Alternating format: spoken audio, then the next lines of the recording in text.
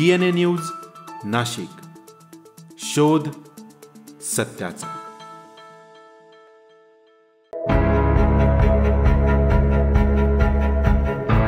नक्षलवाद्यांवर थेट कारवाईचा मार्ग मोकळा, फडणवीस सरकारचा ऐतिहासिक निर्णय। महाराष्ट्र विशेष सार्वजनिक सुरक्षा विधेयक विधानसभेत बहुमताने मंजूर। महाराष्ट्रात नक्षलवादी व माओवादी चळवळींवर निर्णायक कारवाई करण्यासाठी महत्त्वाचं पाऊल उचलत आहे। महाराष्ट्र विशेष सार्वजनिक सुरक्षा विधेयक विधानसभेत बहुमताने मंजूर झालाय। मुख्यमंत्री देवेंद्र फडणवीस यांनी हे विधेयक मांडलंय। त्यांनी स्पष्ट केलं की हा कायदा कोणाच्याही अभिव्यक्ती स्वातंत्र्यावर गदा आणणारा नसून फक्त अंतर्गत सुरक्षेला धोका निर्माण करणाऱ्या संघटना व व्यक्तींवर कारवाई करण्यासाठी आहे। या विधेयकावर चर्चेदरम्यान मुख्यमंत्री फडणवीस यांनी सदस्यांनी उपस्थित केलेल्या प्रश्नांना सविस्तर उत्तर दिली। महसूल मंत्री चंद्रशेखर बावनकुळे यांच्या अध्यक्षतेखाली दोन्ही सभागृहातील सदस्यांची समिती स्थापन करण्यात आली होती। या समितीच्या शिफारसींचा समावेश करून हे विधेयक तयार करण्यात आलं। मुख्यमंत्री फडणवीस म्हणाले, भारतातील आंध्र प्रदेश, तेलंगणा व छत्तीसगड सारख्या नक्षलग्रस्त राज्यात असे कायदे पूर्वीपासून आहेत, मात्र महाराष्ट्रात मात्र अद्याप असा कोणताही स्वतंत्र कायदा नव्हता। त्यामुळे कारवाई करताना पोलिसांना केंद्रीय कायद्यावर अवलंबून राहावं लागत होतं, ज्यामुळे प्रशासकीय अडचणी व परवानग्याचे अडथळे निर्माण होत होते। फडणवीस यांनी स्पष्ट केलं की हा कायदा अजामीनपात्र व प्रतिबंधात्मक असून तो प्रामुख्यानं राज्यातील अंतर्गत सुरक्षेच्या दृष्टीने तयार करण्यात आला। त्यामुळे नक्षली चळवळींना मोठा धक्का बसणार असून नागरिकांसाठी सुरक्षित वातावरण निर्माण होणार आहे। यावेळी मुख्यमंत्र्यांनी विधानसभेला दिलेल्या माहितीनुसार या कायद्यामुळे नक्षलवादी, माओवादी तसेच अंतर्गत सुरक्षेला धोका पोहोचवणाऱ्या संघटना व व्यक्तींवर कठोर कारवाई करता येणार आहे। माननीय अध्यक्ष महोदय,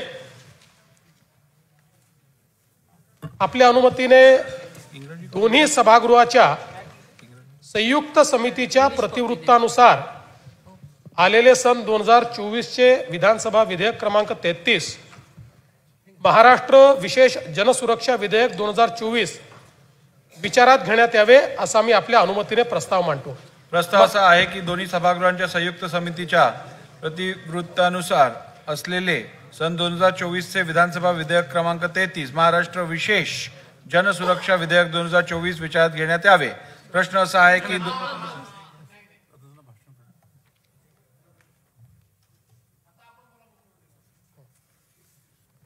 महोदय, दोन्ही सभागृहाच्या संयुक्त समितीच्या प्रतिवृत्तानुसार असलेले सन 2024 चे विधानसभा विधेयक क्रमांक 33 महाराष्ट्र विशेष जनसुरक्षा विधेयक 2024 संमत करावे असा मी आपल्या अनुमतीने प्रस्ताव मांडतो।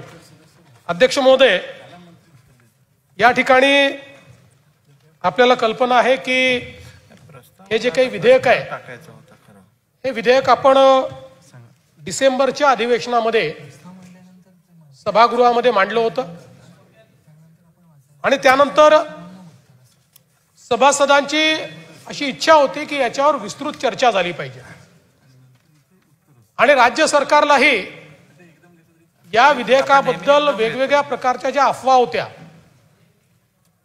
त्या अफवांना योग्य उत्तर मिळालं पाहिजे आणि लोकशाही पद्धतीनं हे विधेयक मंजूर झालं पाहिजे म्हणून आपण हे संयुक्त चिकित्सा समितीकडे पाठवायचा निर्णय घेतला। या संयुक्त चिकित्सा समितीमध्ये श्री चंद्रशेखरजी बावनकुळे माननीय महसूल मंत्री हे समिती प्रमुख म्हणून यांनी चांगलं काम त्या ठिकाणी केलं। या संयुक्त चिकित्सा समितीमध्ये सन्माननीय श्री जयंतराव पाटील, श्री नानाभाऊ पटोले, श्री भास्करराव जाधव, श्री विजय वडेट्टीवारजी, डॉक्टर जितेंद्र आव्हाडजी, श्री दीपक केसरकरजी, श्री अनिल पाटीलजी, श्रीमती मनीषा चौधरी, श्री मंगेश कुडाळकर, श्री अजय चौधरी, श्री रणधीर सावरकर, श्री तुषार राठोड, श्री राजेश पाडवी, श्री रमेश बोरनारे, श्री सिद्धार्थ शिरोळे, श्री मनोज कायंदे हे विधानसभा सदस्य आणि यांच्यासोबत विधान परिषदेचे सदस्य श्री सतेज उर्फ बंटी पाटीलजी, श्री विक्रम काळेजी, श्री शशिकांत शिंदेजी, डॉक्टर मनीषाताई कायंदे, श्री सुनील शिंदेजी, श्रीमती उमाताई खापरे, श्री ज्ञानेश्वरजी म्हात्रे व श्री अमित गोरखे आणि त्याचप्रमाणे श्री अंबादासजी दानवे अशा प्रकारे या सर्व सदस्यांनी या विधेयकावर या ठिकाणी संयुक्त चिकित्सा समितीमध्ये काम केलं। पहिल्यांदा तर मी समिती प्रमुख आणि समितीच्या सर्व सदस्यांचे आभार मानतो की त्यांनी सातत्याने या विषयावर चर्चा करून क्लॉज बाय क्लॉज विचार करून त्याचप्रमाणे जवळपास 12,000 सूचना या जनतेकडनं आल्या होत्या, त्याचंही वर्गीकरण करून आणि आपला जो अंतिम अहवाल आहे तो अहवाल या सभागृहाला सादर केलेला आहे। मला हे विशेषतः नमूद केलं पाहिजे की हा अहवाल सादर होत असताना या अहवालाला कुठली डिसेंट नोट नाही। हा अहवाल जो आपल्या पुढे आलेला आहे याच्यामध्ये कुठली डिसेंट नोट नाही आहे, ही आनंदाची गोष्ट आहे जयंतराव, ही फार समाधानाची गोष्ट आहे। एक्झॅक्टली तुम्ही जे जे सांगितलं ते सगळं मान्य झालेलं आहे आणि तुम्ही काही चुकीचं सांगितलेलं नाही आणि काही चुकीचं केलेलं नाही। मुळामध्ये हा कायदा आणण्याचं कारण काय आहे तर आपल्याला कल्पना आहे की देशामध्ये मोठ्या प्रमाणात मागच्या काळामध्ये काही राज्य ही नक्षलग्रस्त किंवा माओवाद्यांनी किंवा ज्याला आता टर्मिनॉलॉजी आली आहे कडवी डावी विचारसरणी, ही त्याची टर्मिनॉलॉजी आहे, कडवी डावी विचारसरणी, माओवाद, याला लेफ्ट विंग एक्स्ट्रीमिझम अशा प्रकारचं नाव दिलेलं कोर्टातही तेच म्हटलं जातं। आणि अशा प्रकारच्या विचाराने प्रेरित होऊन अनेक लोक हे सुरुवातीच्या काळामध्ये बंदुका हातात घेऊन त्या ठिकाणी व्यवस्थेच्या विरुद्ध लढा, भारतीय संविधानाने जी व्यवस्था उभी केली आहे ती आम्हाला मान्य नाही आणि म्हणून आमचा हा लढा आहे, आम्हाला साम्यवादी अशा प्रकारची व्यवस्था उभी करायची आहे। अशा प्रकारच्या विचारातनं या संघटना तयार झाल्या। गेल्या काही वर्षांमध्ये केंद्र सरकार असतील, वेगवेगळ्या प्रकारची राज्य सरकार असतील, या सगळ्यांनी मोठ्या प्रमाणात काम केल्यानंतर आता हा जो बंदूक घेऊन जो माओवाद आहे हा माओवाद हळूहळू संपुष्टाकडे यायला लागलाय। महाराष्ट्र त्याचं उदाहरण आहे की महाराष्ट्रामध्ये पूर्वी 4 जिल्हे आपले माओवादाने ग्रसित होते, आता केवळ 2 तालुक्यांमध्ये आपल्याला त्या ठिकाणी ऍक्टिव्ह माओइझम दिसतंय आणि ते देखील पुढच्या वर्षभरामध्ये त्या ठिकाणी राहणार नाही अशा प्रकारची अवस्था आहे।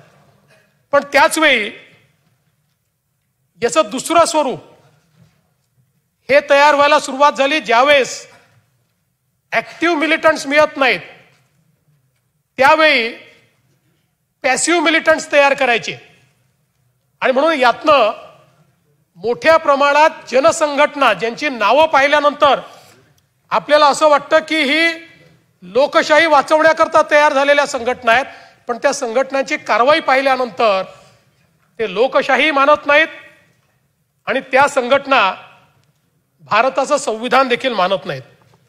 आणि म्हणून मी आपल्याला या ठिकाणी निदर्शनास आणून देऊ इच्छितो की ही जी माओवादी भारतीय कम्युनिस्ट पार्टी माओवादी जी आता बॅन्ड संघटना आहे, केंद्र सरकारने बॅन केलाय आणि सगळ्यांचं त्या ठिकाणी बॅन आहे, याच्या सगळे ऑफशूट आहे, यांचं संविधान आहे। हे संविधान काय सांगतं? हे संविधान सांगतं मार्क्सवादी लेनिनवाद माओवाद इनकी गतिविधियों को सभी क्षेत्र में इसके विचारों का मार्गदर्शन करने वाला विचारात्मक आधार क्रांति के एक अंग के रूप में भारतवर्ष में नवजनवादी क्रांति को आगे बढ़ाना तथा उसे पूरा करना है। पार्टी का अंतिम लक्ष्य अधिकतम साम्यवादी व्यवस्था की स्थापना है। यह नवजनवादी क्रांति सशस्त्र कृषि क्रांतिकारी युद्ध अर्थात दीर्घकालीन लोक युद्ध जिसका केंद्रीय कार्यभार इलाकावार सत्ता दखल करना और उसके जरिए आगे बढ़ना यह होगी। दीर्घकालीन लोकयुद्ध गांवों से शहरों को घेरते हुए और अंत में उस पर कब्जा करते हुए आगे बढ़ाया जाएगा। इसलिए देहाती इलाके और साथ ही साथ दीर्घकालीन लोकयुद्ध एकदम शुरुआत से ही पार्टी कार्य के गुरुत्व केंद्र बने रहेंगे। इस क्रांति की पूरी प्रक्रिया के दौरान पार्टी, सेना और संयुक्त मोर्चा 3 जादुई हथियारों की भूमिका निभाएंगे। जनसंगठन और जनसंघर्ष आवश्यक और अपरिहार्य है, किंतु उनका उद्देश्य युद्ध की सेवा करना है। गुरिल्ला जोनों को और गुरिल्ला आधारों को विकसित करना तथा रूपांतरित करते हुए आधार क्षेत्रों की स्थापना करना और पूर्ण रूप से विकसित एक जनमुक्ति सेना बनाना पार्टी का फौरी और सबसे अनिवार्य कार्यभार है। मी सगळं आपल्याला वाचून दाखवणार नाही, पण त्यातल्या काही महत्त्वाच्या गोष्टी वाचून दाखवणार आहेत। मग आता याचा उद्देश काय, त्यांनी मग त्याच्यात उद्देश दिलाय। लक्ष्य और उद्देश्य, पार्टी का फौरी लक्ष्य केवल दीर्घकालीन लोकयुद्ध द्वारा साम्राज्यवाद और नौकरशाही पूंजीवाद को उखाड़ फेंक कर नव जनवादी क्रांति को संपन्न करना तथा सर्वहारा वर्ग के नेतृत्व में जनता के जनवादी अधिनायकत्व की स्थापना करना है। म्हणजे भारतीय संविधानाला उडतवून टाकायचं आहे। यह आगे साम्यवाद की स्थापना के लिए संघर्ष करेगी।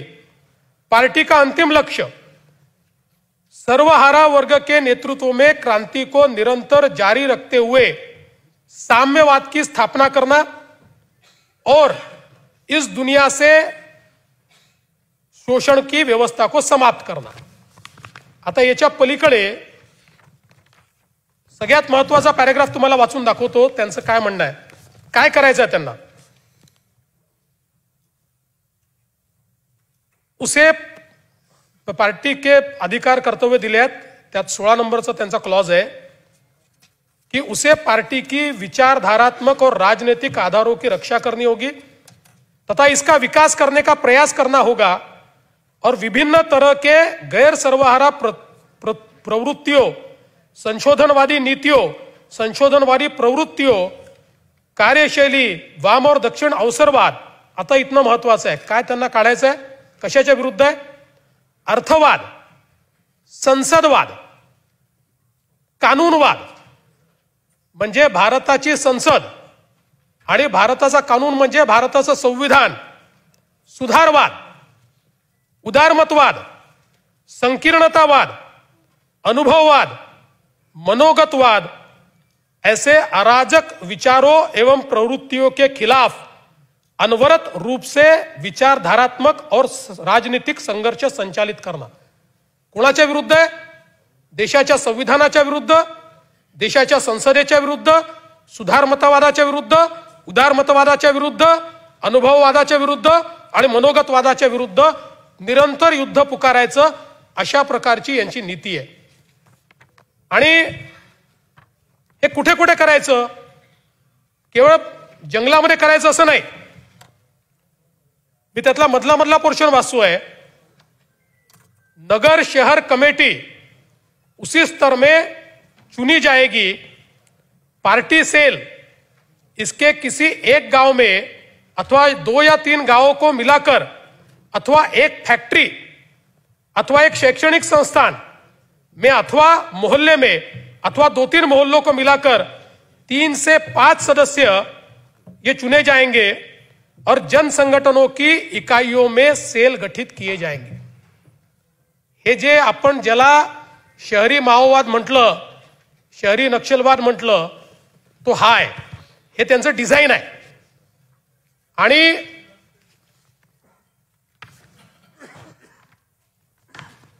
याच्यामध्ये कार्यप्रणाली काय, पार्टी शुरू से ही सेना पर पूर्ण नियंत्रण करेगी।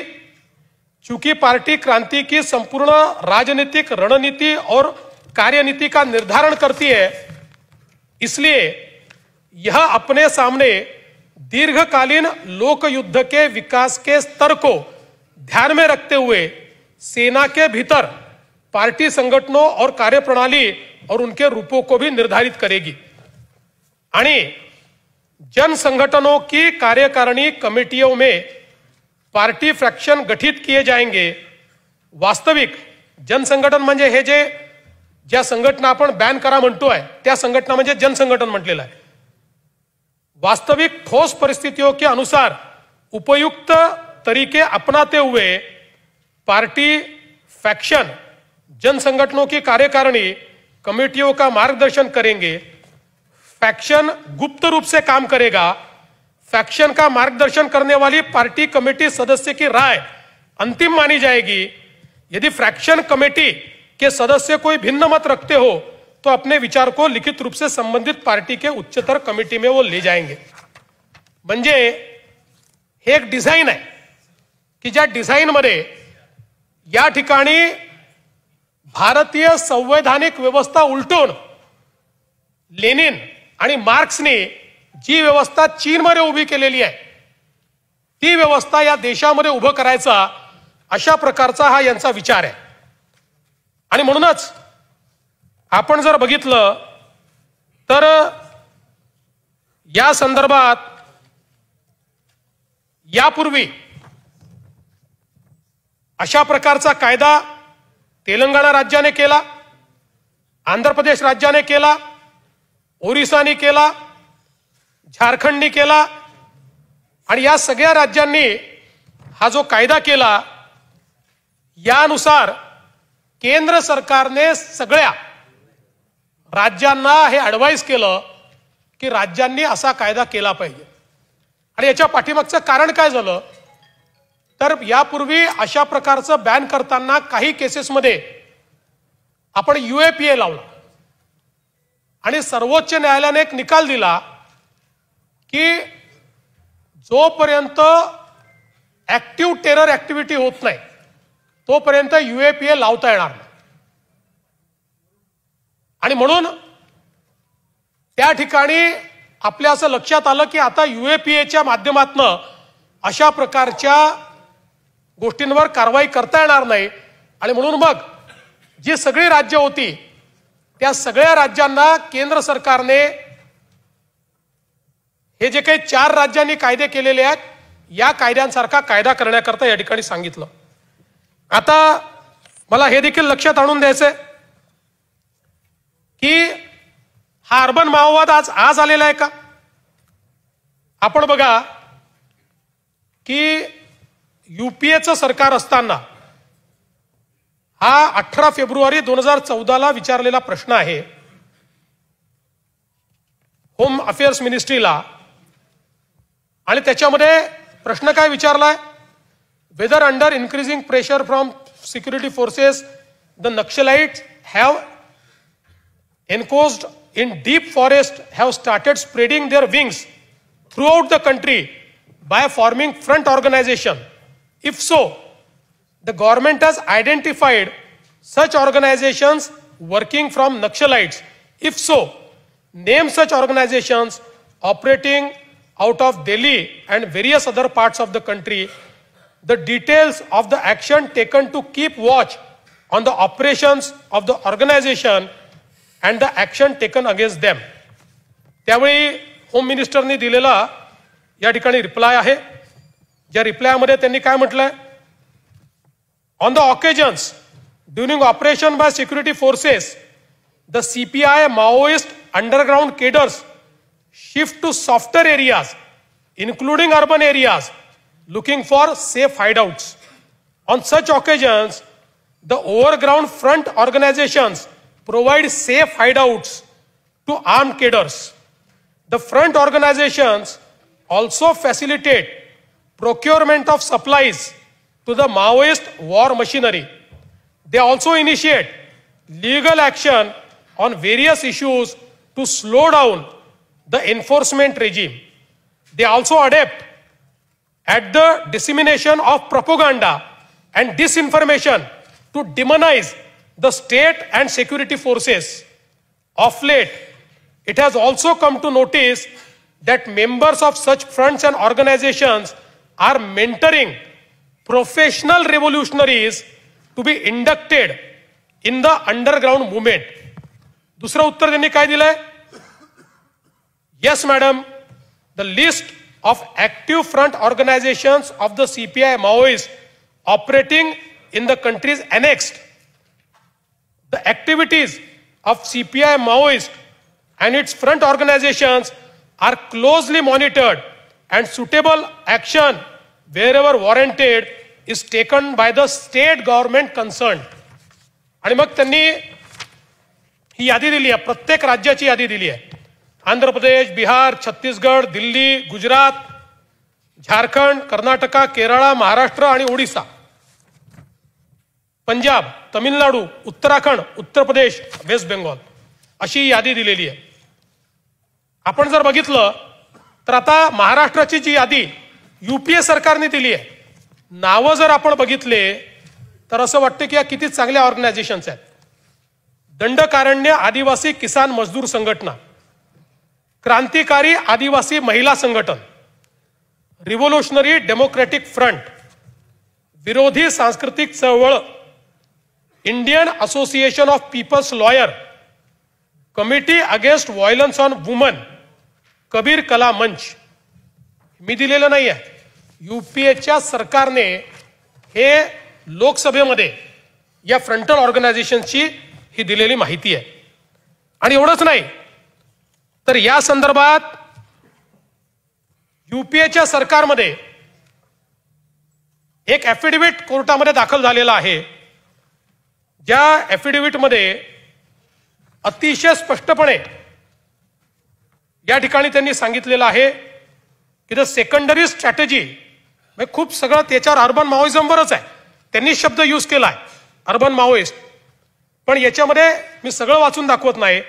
The secondary strategy of CPI Maoist is to mobilise certain targeted sections of the population, especially the urban population, through its mass organizations which are otherwise known as frontal organizations. The mass organizations mostly operating under the garb of human right NGOs and organically linked to CPI Maoist party structure but maintain separate identities in an attempt to avoid legal ability.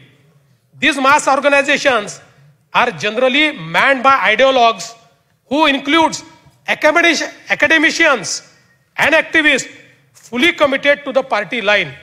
Such organizations ostensibly pursue human right related issues and are also adept as using the legal process of Indian state to undermine and emasculate enforcement action by the security forces and also attempt to malign the state institutions through propaganda and disinformation to further cause their revolution. त्यानंतर त्यांनी तिसरी एक सांगितलेली आहे की अशा कशा प्रकारे या सगळ्या ऑर्गनायझेशनचा एकत्रितपणे आपल्या संविधानावर अटॅक होतो, हे सगळं त्यांनी त्या ठिकाणी सांगितलेलं आहे. हे ॲफिडेव्हिट या ठिकाणी यूपीएच्या सरकारने माननीय सर्वोच्च न्यायालयाला त्यावेळी दाखल केलेला आहे. आता आपण जर या ठिकाणी बघितलं तर आज कायदा नसल्यामुळे काय अवस्था आहे तुम्हाला सांगतो. ज्यांच्याकडे कायदा आहे, आंध्र प्रदेश 19 संघटना आहेत, त्यातल्या 7 त्यांनी बॅन केलेल्या आहेत. त्यानंतर झारखंड 14 संघटना आहेत, 14 बॅन झालेल्या आहेत. त्यानंतर तेलंगणा 29 संघटना आहेत, त्यातल्या 7 त्यांनी बॅन केलेल्या आहेत. देशामध्ये सर्वात जास्त संघटना महाराष्ट्रात आहेत, 64. महाराष्ट्रात आहेत. हा लोकसभेत आलेला आहे आकडा. सगळ्यात जास्त जनसंघटना या महाराष्ट्रामध्ये आहेत. अशा प्रकारच्या कडव्या डाव्या विचारसरणीचे 64, एकही बॅन नाही आहे. आणि याच्या व्यतिरिक्त 6 संघटना अशा आहेत महाराष्ट्रामध्ये की ज्या या 4 राज्यांनी बॅन केल्या, पण महाराष्ट्रामध्ये कायदा नसल्यामुळे ते महाराष्ट्रात ऑपरेट करतायत. त्यांचं हेड ऑफिस महाराष्ट्र आहे आणि ते महाराष्ट्रातनं ऑपरेट करतायत.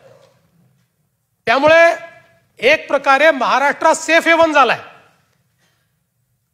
आणि अशा प्रकारे 4 राज्यांनी बॅन केलेल्या संघटना महाराष्ट्रात ऑपरेट करतात.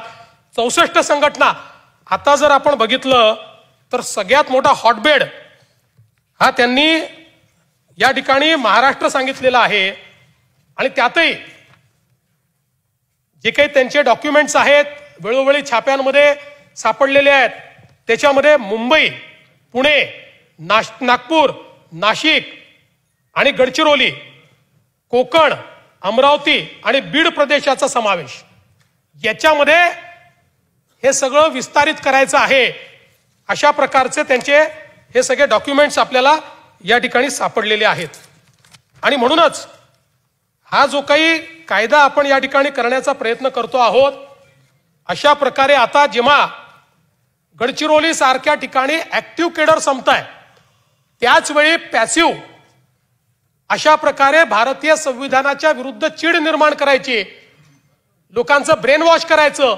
जसं ISI किंवा ISIS हे रॅडिकलायझेशन करतं, हे वेगळ्या प्रकारचं रॅडिकलायझेशन आहे. आणि याच्यामध्ये जे ऍफिडेव्हिट मी वाचलं त्यात त्यांनी डिटेलही दिले आहेत. चांगल्या चांगल्या प्राध्यापकांचं ब्रेन वॉश करतात, चांगल्या चांगल्या ब्युरोक्रॅटचं ब्रेन वॉश करतात. अशा प्रकारची त्यांची मोडस ऑपरँडी आहे. आणि म्हणून हा कायदा आपण तयार करायला घेतलेला आहे.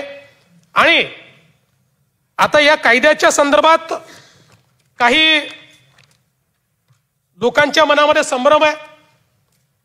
पहिल्यांदा तर या कायद्यामध्ये इंडिव्हिज्युअलला अटकच करता येत नाही. कोणालाही व्यक्तीला डायरेक्ट अटक करता येत नाही. जेव्हा एखादी संघटना बॅन होते, बॅन झालेल्या संघटनेचा जर तो सदस्य असेल तरच त्याला अटक करता येते. त्यामुळे हे जे काही सांगितलं होतं सरकारच्या विरोधात बोलतात म्हणून आम्ही अटक करून टाकू, विरोधाचा आवाज दाबण्याकरता, हे कुठेही या कायद्यात नाही. असं करता येत नाही. नाही, असं करताच येत नाही. आणि असं करायचा प्रयत्न केला तर असा कायदा टिकू शकत नाही. दुसरं, आपण जर बघितलं असेल तर या कायद्याने सगळ्यात मोठं मेकॅनिझम काय उभं केलंय? सगळ्यात मोठं मेकॅनिझम हे आहे की एखादी संघटना अशा प्रकारचं काम करते असं लक्षात आल्यानंतर राज्य सरकारला किंवा पोलीस जो काही यंत्रणा आहे त्या यंत्रणेला ते नोटिफाय करावं लागेल आणि एका प्राधिकरणाकडे जावं लागेल. प्राधिकरणात कोण आहे? हायकोर्ट जज, डिस्ट्रिक्ट जज आणि PP अशा 3 जणांचं प्राधिकरण आहे. या प्राधिकरणापुढे जाऊन हे सगळे पुरावे मांडावे लागतील आणि त्यांनी हे पुरावे बरोबर आहे असं जर सांगितलं तरच नोटिफिकेशन काढता येईल. आणि नोटिफिकेशन काढलं तरच मेंबरवर कारवाई करता येईल. म्हणजे हा पहिला कायदा असा आहे की ज्या कायद्यामध्ये एखाद्याला दोषारोप ठेवायच्या आधी किंवा एखाद्याला पकडायच्या आधी पहिले आपण न्यायालयाकडे चाललोय, पहिले न्यायालयाची परवानगी घेतोय, न्यायालयीन व्यवस्थेची परवानगी घेतोय की बाबा हे बघा आमच्याकडे पुरावे आहेत. आणि त्या पुराव्याच्या आधारावर जर त्यांना वाटलं की पुरावे बरोबर आहेत तर ते परवानगी घेतील, तर नोटिफिकेशन कन्फर्म होईल. नोटिफिकेशन कन्फर्म झालं तर पुढची कारवाई काय? तर मग बॅन ऑर्गनायझेशन, जसं सिमी बॅन झाली मागच्या काळामध्ये. आता सिमी जेव्हा बॅन झाली, सिमी तर UAPA मध्ये झाली, पण सिमी जेव्हा बॅन झाली त्यावेळी UPAचं सरकार होतं. सिमी बॅन झाल्यानंतर त्याचे ऑफिसेस अटॅच झाले.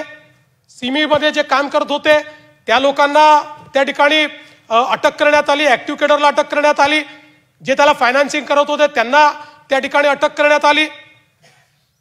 मग आपल्या लक्षात आलं की सिमीचं स्वरूप बदलून त्यांनी PFI तयार केलाय. मग त्याच्यावर आपण अशा प्रकारची कारवाई केली. असंच याच्यामध्ये कोणालाही उचलून अटक करता येणार नाही.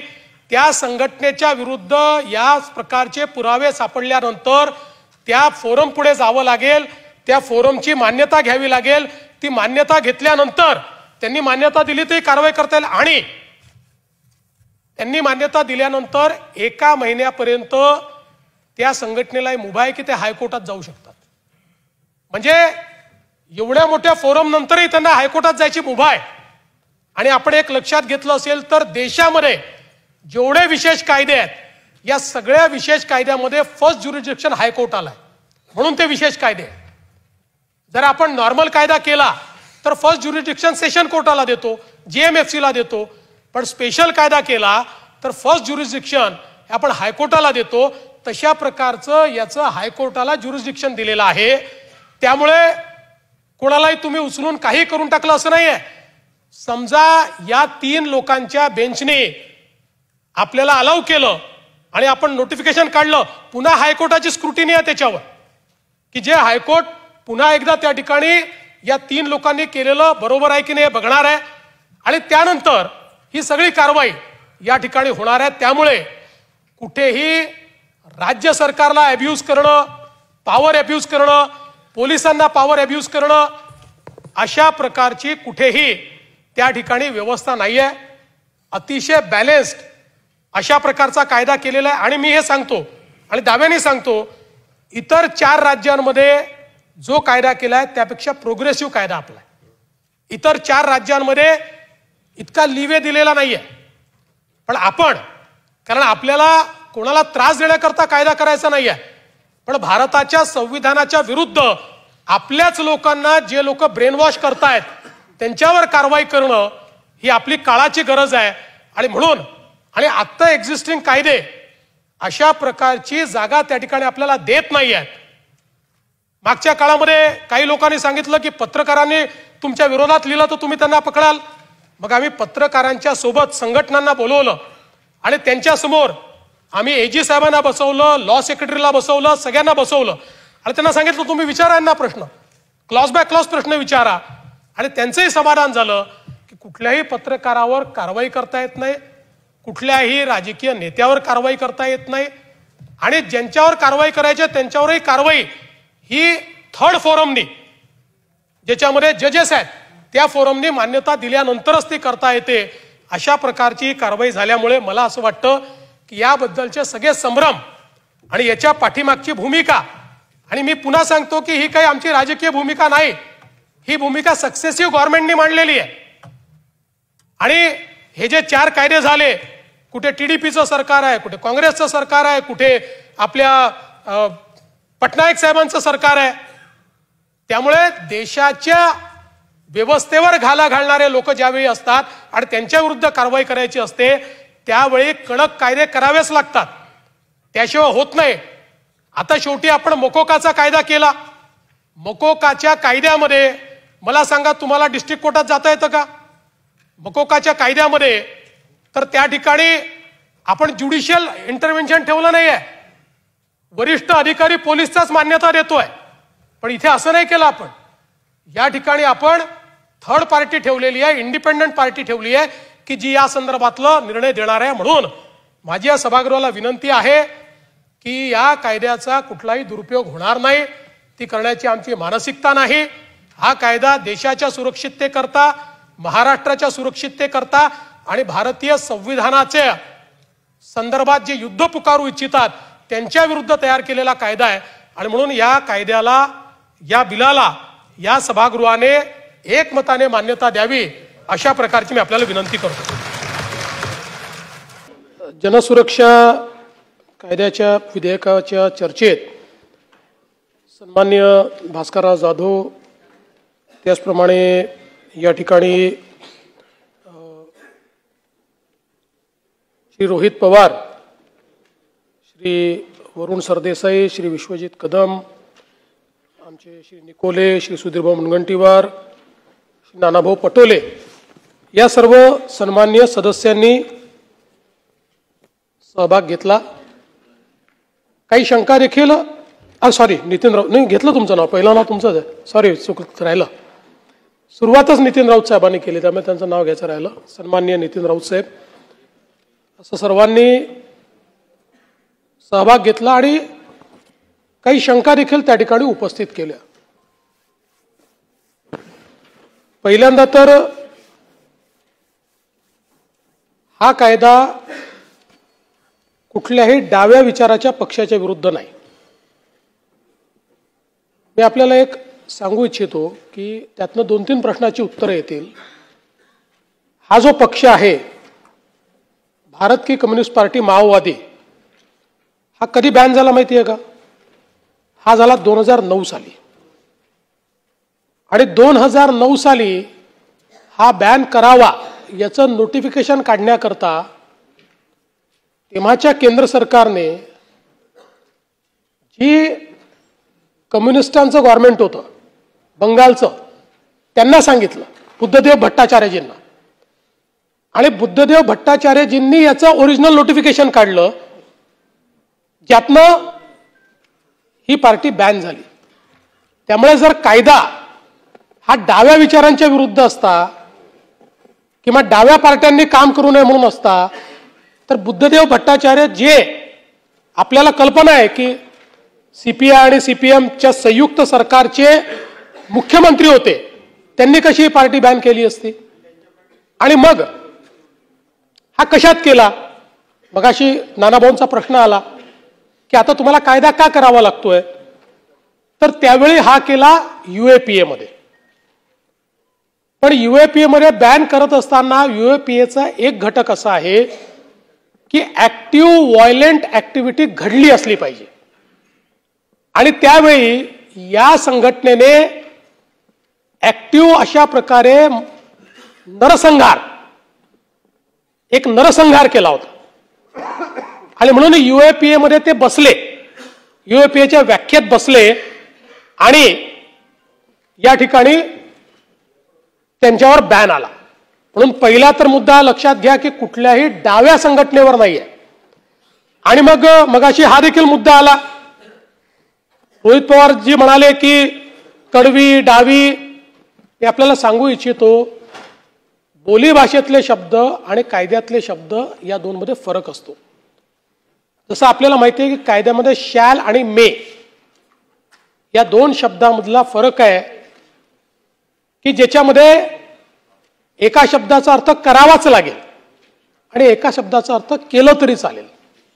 कायद्यामध्ये प्रत्येक शब्दाचा अर्थ असतो. तर ही जी काही डावी कडवी विचारसरणी असा जो शब्द कॉइन झाला आहे, हा या वेगवेगळ्या कायद्यांमध्ये कॉइन झालेला आहे.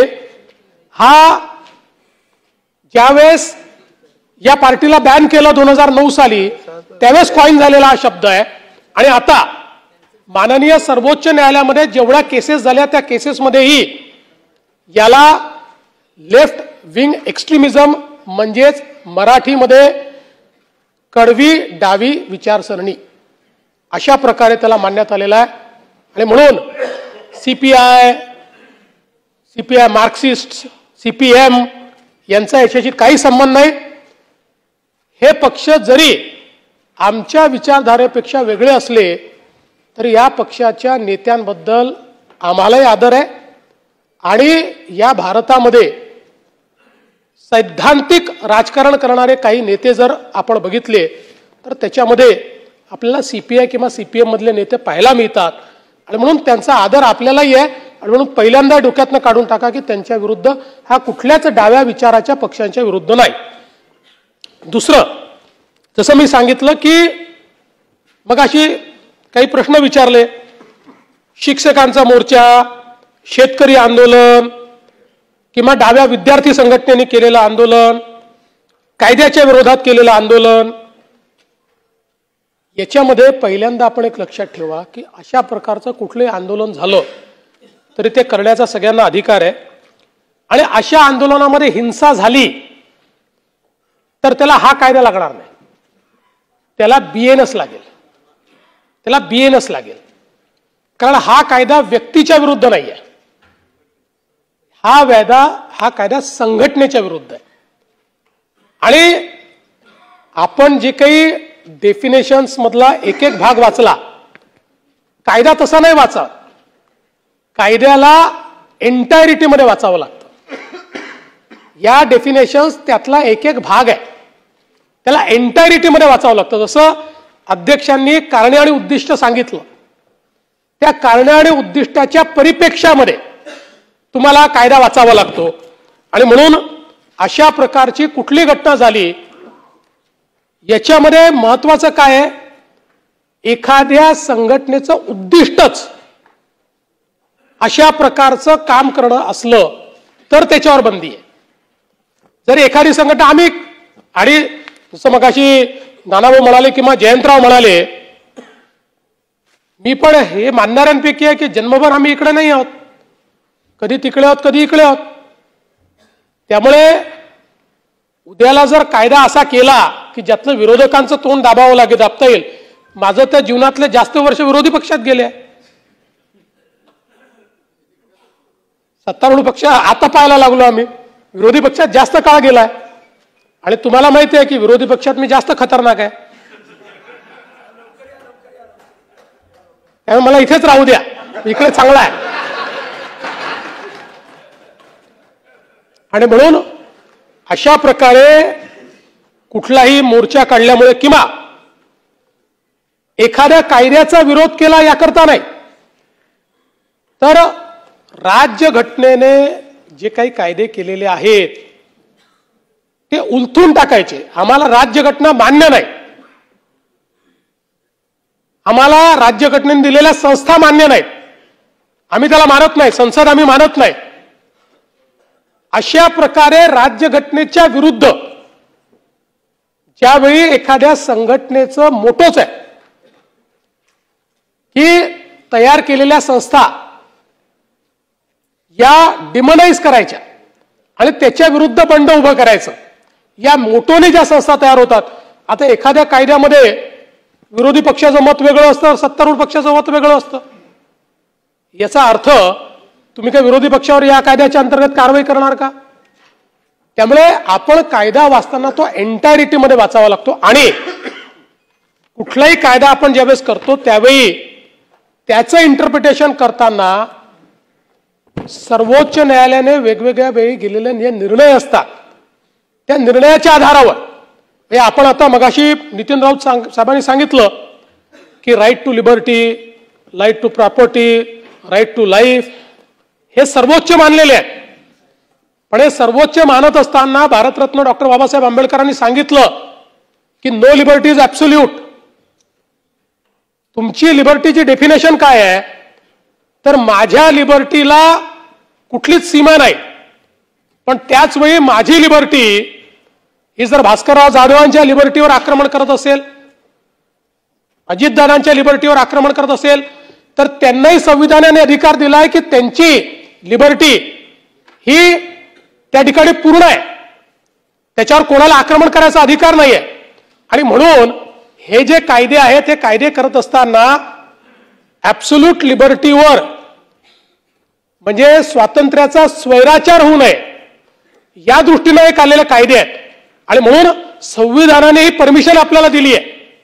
आणि या संदर्भात आपण जर वेगवेगळे सर्वोच्च न्यायालयाचे गाजलेले निर्णय बघितले तर त्याच्यामध्ये याची डेफिनेशन सर्वोच्च न्यायालयाने अतिशय चांगल्या पद्धतीने केलेली आहे.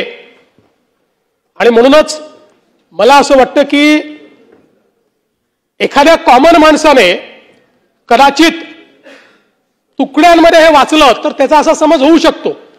पण म्हणून मी तुम्हाला सांगतो की एखाद्या दुसऱ्या कायद्यामध्ये असलेली कुठली तरतूद ही एखाद्या व्यक्तीने केलेल्या चुकीकरता लागू राहील, पण संघटना ज्यावेळेस एका इंटेंटनी अशा प्रकारची चूक करेल त्यावेळी हा कायदा त्या ठिकाणी लागू असेल. आणि हे 4 राज्याचं उदाहरण आहे. आपल्यापेक्षा कडक कायदा करूनही आजपर्यंत या 4 राज्यांनी मिळून 48 संघटनांना बॅन केलेला आहे. 48.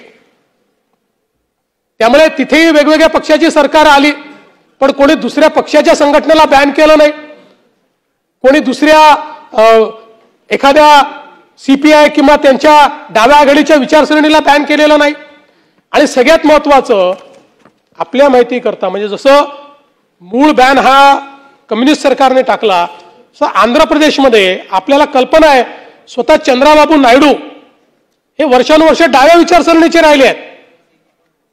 ते स्वतः सांगतात की मी कम्युनिस्ट आहे, मी डाव्या विचारसरणीचा आहे. त्यांनी सातत्याने त्यांच्या सरकारला पाठिंबा डाव्या विचारसरणीचा राहिला. त्यामुळे मला असं वाटतं की याला दुसऱ्या नजरेतनं पाहणं हे चुकीचं ठरेल. विश्वजित कदम यांनी जे सांगितलं की पैसा पुरवला म्हणून, असं नाहीये. पैसा पुरवताना तुमचा इंटेंट काय महत्वाचा आहे. मला माहितीच नाही, एखादी संस्था गोंडस नावाने चाललेली आहे आणि म्हणून ते माझ्याकडे आले, मला नाटक करायचं म्हणून माझ्याकडनं पैसा घेतला, याच्यावर माझ्यावर कारवाई होत नाही. पण मला हे माहिती आहे की ही संस्था देशविघातक कार्य करणार आहे आणि तरी देखील जर मी त्याला पैसा दिला असा पुरावा असेल तर माझ्यावर याच्या अंतर्गत कारवाई होईल. सहज कोणी कोणाला पैसे दिले म्हणून या ठिकाणी कारवाई होणार नाही, हे देखील मला निश्चितपणे लक्षात आणून द्यायचं आहे. आणि म्हणून सोशल मीडियाचा विषय आला.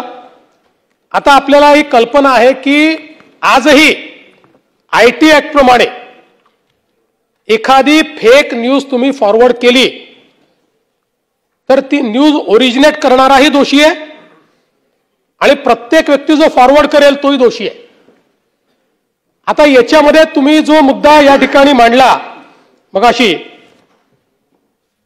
असं जर कोणी केलं तर त्याला हा कायदा लागणार नाही, त्याला IT ऍक्ट लागेल. पण एखादी संघटना सातत्याने इंटरनेटचा उपयोग करून भारत विरोधी सरकार म्हणजे जी काही राज्यघटना आहे त्याच्या विरोधी अजेंडा चालवत असेल, याच्या विरुद्ध बंड पुकारा, शस्त्र हातामध्ये घ्या, हे उलथवून टाका, अशा प्रकारचा प्रोपोगंडा करत असेल आणि संवैधानिक संस्थांच्या विरुद्ध लोकांना बंड पुकारायला सांगत असेल तर अशा संघटनेवर कारवाई होईल. अशा संघटनेवर जेव्हा कारवाई होईल आणि ती बॅन होईल त्यावेळी अशा पद्धतीनं त्यांच्यावर कारवाई होईल. मग अशी रोहित पवार असं म्हणाले, खरं म्हणजे आपण असं लक्षात घ्या की याच्यामध्ये आपण साधारणपणे ज्यावेळी हे मंडळ ज्या मंडळापुढे जायचं आहे ते नेमू त्यावेळी पहिले आपण माननीय उच्च न्यायालयाला पत्र लिहिणार की आम्हाला सिटिंग जज द्या आणि त्यांनी जर तो दिला नाही तर त्यांच्याकडनं आपण रिटायर्ड जजेसची नावं घेतो आणि त्यातनं आपण अपॉइंट करतो. त्याच्यामुळे हा काही मुख्यमंत्र्याला वाटला म्हणून अपॉइंट केला असं नाहीये. म्हणून त्याच्यामध्ये कुठे विरोधी पक्षनेता किंवा मुख्यमंत्री कोणीच अपॉइंटमेंटमध्ये नाही आहे याच्या. म्हणून मला असं वाटतं की आज हे जे काही हायकोर्टचे जज आहेत, जे डिस्ट्रिक्ट कोर्टाचे जज आहेत, या सगळ्यांना उद्याला स्क्रुटिनीला समोर जायचं आहे ना. 30 दिवसामध्ये हायकोर्टामध्ये त्याच्या विरुद्ध प्रतिवेदन करण्याची आपण मुभा दिलेली आहे. आज जर यांनी चुकीचा निर्णय दिला तर 30 दिवसांनी त्यांची त्या ठिकाणी त्यांच्यावर शिक्षा देखील पास होऊ शकतात.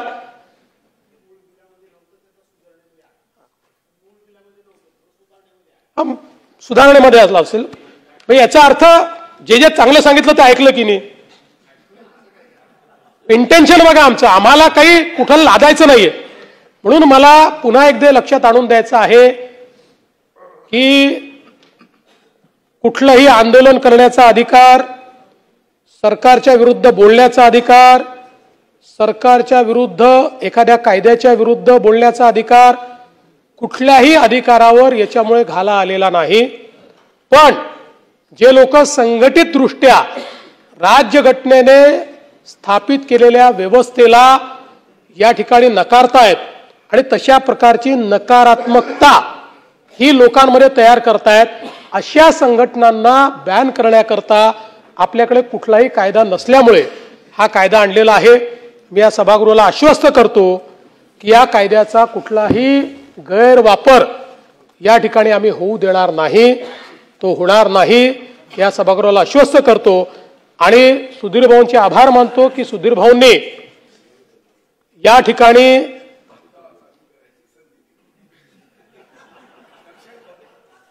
ते मी सुधीर भाऊंचं ऐकणार नाही, म्हणजे भत्ता वगैरे चालू करण्याचं ऐकणार नाही असं मी म्हणत नाही. पण ते जे म्हणतात की मला काहीच बनवू नका पण भत्ता द्या, मला काहीच देऊ नका पण भत्ता द्या,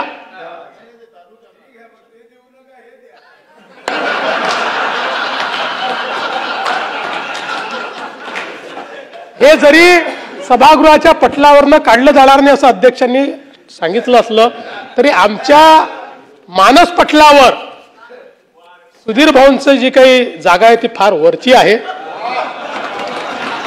त्याच्यामुळे योग्य वेळी योग्य अशी जागा त्यांना मिळेल आणि त्यांनी जे सजेशन दिलेले आहे. मुख्यमंत्री महोदय, फार वरची जागा द्यायचा विचार करू नका.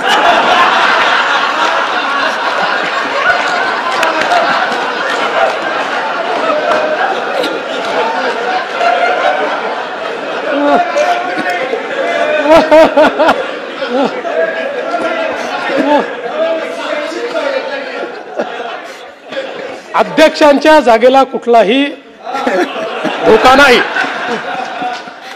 आणि म्हणून बाकी त्यांनी जे सजेशन दिलेले आहेत आणि त्यांनी आणि नाना भाऊंनी जी व्यथा, खरं म्हणजे नक्षलवादी जो काही ग्रस्त भाग आहे त्या भागातली जी काही व्यथा ही मांडलेली आहे, निश्चितपणे ती गंभीरच आहे. म्हणून त्यांचे देखील मी आभार मानतो आणि आपण या सभागृहाने हे जे काही बिल आहे हे एकमताने मान्य करावं अशा प्रकारची विनंती करतो.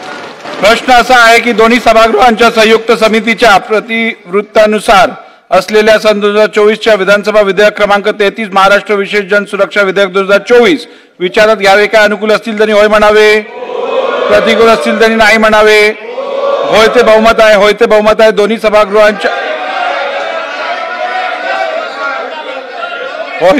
होयचे एकमत आहे, होयचे एकमत आहे. दोन्ही सभागृहांच्या संयुक्त समितीच्या प्रतिकृतीनुसार असलेल्या विधेयक विचारात घेण्यात येत आहे. आता विधेयक खंडशः विचारात घेण्यात येईल. खंड 2 ते 18, खंड 1 संपूर्ण शीर्षक आणि हेतुवाक्य विधेयकाचे भाग समजण्यात यावेत. अनुकूल असतील त्यांनी होय म्हणावे, प्रतिकूल असतील त्यांनी नाही म्हणावे. होयचे बहुमत आहे, होयचे बहुमत आहे. खंड 2 ते 18, खंड 1 होयचे एकमत आहे, होयचे एकमत आहे. खंड 2 ते 18, खंड 1 संपूर्ण शीर्षक आणि हेतुवाक्य विधेयकाचे भाग झाले. मंत्री महोदय.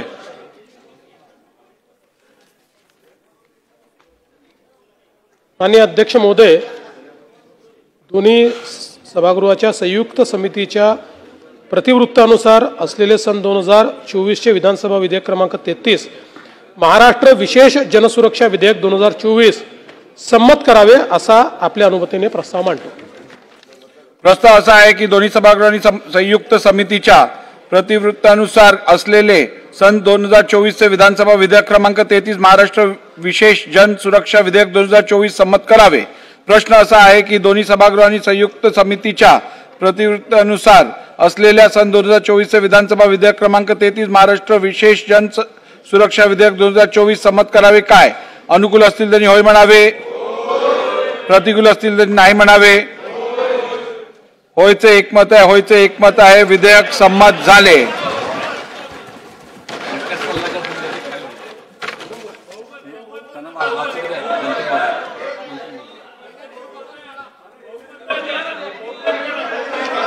तुम्ही एकमत म्हणालात ना? चला ठीक आहे. होयचे बहुमत आहे, होयचे बहुमत आहे. विधेयक संमत झाले.